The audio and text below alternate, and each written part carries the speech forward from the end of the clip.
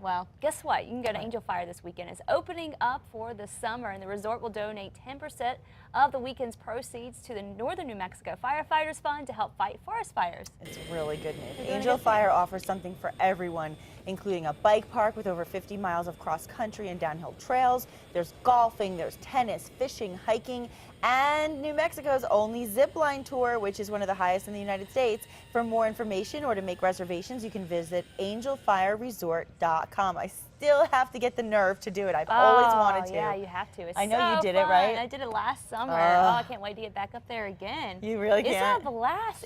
And the view is just so pretty, and I'm scared of heights too. Yes, so am I. Yeah, and it's not that one. There's this one that's a really long stretch, but you go from one to one to one. So okay. there's a few of them. So you take the mini one to get yourself acclimated the first one's a little to it. smaller to kind of get yourself used to it, and then the big one is amazing. Like, you'll be stunned.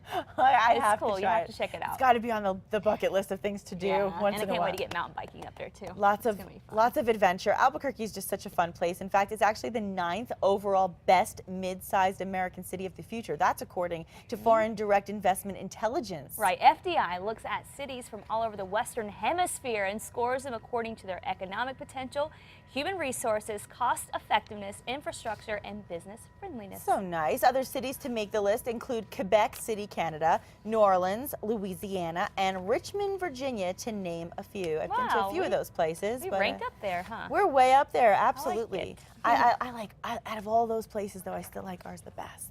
Yeah, Just don't tell anybody. I love Albuquerque, and the whole state's great. Well, you know what? There's so many things going on, and we get so much national recognition lately. In fact, USA Today has named Vernon's Hidden Valley Steakhouse among America's best-kept secret restaurants. It's one of my favorite. This high-class speakeasy is located in the Village Shops at Los Ranchos and is hidden behind an outside door, no signage, no markings. You have to have the password. Diners knock 3 times. They give the secret password to Giacomo, and then they enter. And the password changes weekly, so even those aware of the location can't gain easy access. There you go. They keep you on your toes over They there. do. A VIP lounge in the back of the restaurant with its own password adds another level of exclusivity, really, to the already discreet dining room, where several Hollywood A-listers have been spotted there. So yeah, there's been quite the names. Apparently Jeff Bridges was there the night of my birthday party. That's what I've heard from our director. I didn't see him. Our director thinks that he spotted him. I know Johnny Depp goes there a lot. You have to be a VIP member for a lot. You know, a lot of these celebrities, they come in, they get the VIP access, and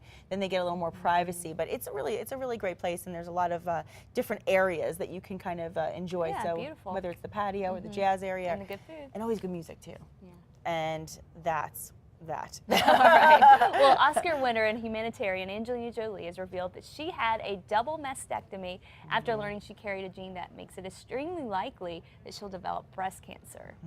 The 37-year-old actress wrote about the procedure in an op-ed piece that appears in today's New York Times. Yeah, I read this at about midnight last night. She writes that last month she finished 3 months of surgical procedures to remove both breasts, but Jolie says that she made the choice after her mother died of breast cancer at age 56. You've probably heard her on 60 Minutes talk about her relationship with her mother. It was very, very strong, and she doesn't want to have the same kind of situation happen to her kids. Doctors told Jolie that she had an 87% chance of contracting it herself, and she says that she's kept the process very private, and I think she's done a very good job of that. But Jolie says that she's writing about it now so that she can help other women, because, you know, she is such a humanitarian, first and foremost, above all.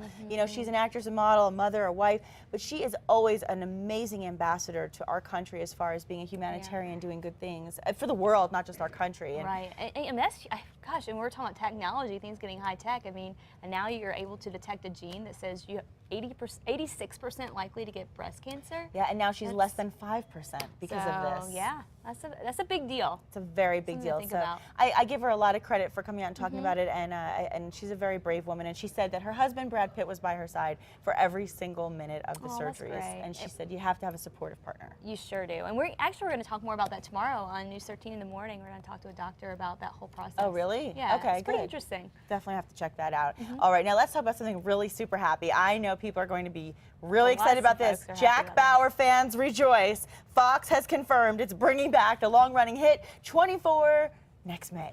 This is so exciting to fans. The network will air 12 episodes of 24 Live Another Day, which will naturally, of course, star Kiefer Sutherland, our Jack Bauer, of course. Right, but it's going to be a little different. Unlike what happened in the regular series where each episode represented an hour in Bauer's, his action-packed life.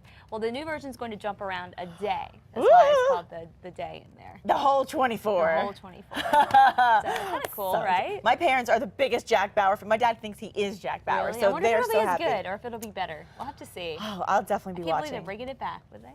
I'm really happy they are. Well, actress Natalie Portman is having a hard time hanging on to a leading man. The New Mexico-based Portman-produced film Jane's Got a Gun has just signed Ewan McGregor to play the villain after Bradley Cooper, Jude Law, and Michael Fassbender backed out of the troubled film. My goodness, who wouldn't want to work with Natalie, though? McGregor and Portman starred together in the Star Wars films. You may remember. He was the young Obi-Wan Kenobi. So she was Queen, what is it, Padme Amidala of Naboo. I can never say it right. But she's, you know, she is such a brilliant actress, and she's such a professional. I'm sure anybody would love to work with her for whatever reasons. Obviously, the leading men haven't been working out thus far, but I think Ewan will be a great match for her because they've already worked together and already have that chemistry. Right, yeah, I think so too. You know, it's so funny because I had no idea that that was Ewan McGregor that played Obi. You didn't? Because of the beard and stuff, and he was in casting. such good character that I had no idea. I've known Ewan McGregor. Right. Just found that out. A testament to him being a fantastic actor. Yeah, he is really good. Well, a not so entertaining passenger forced an American Airlines flight to make an unscheduled stop. We'll always love you. Oh my. Well, the plane was en route from LA to New York last week when the pilot made an emergency landing in Kansas City to remove this woman after she refused to stop singing I Will Always Love You by Whitney Houston.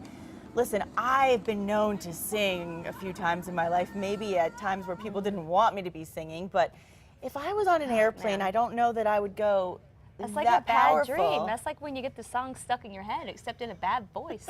Except completely off key at a She volume must have that had is some anxiety or something. she obviously, you know, maybe she thinks about the moment when Whitney was on in the bodyguard and on the airplane and the song came on and she was trying to channel that moment and thought maybe Kevin Costner would show up and run to her with a kiss. I don't know, Didn't maybe. happen. You never know.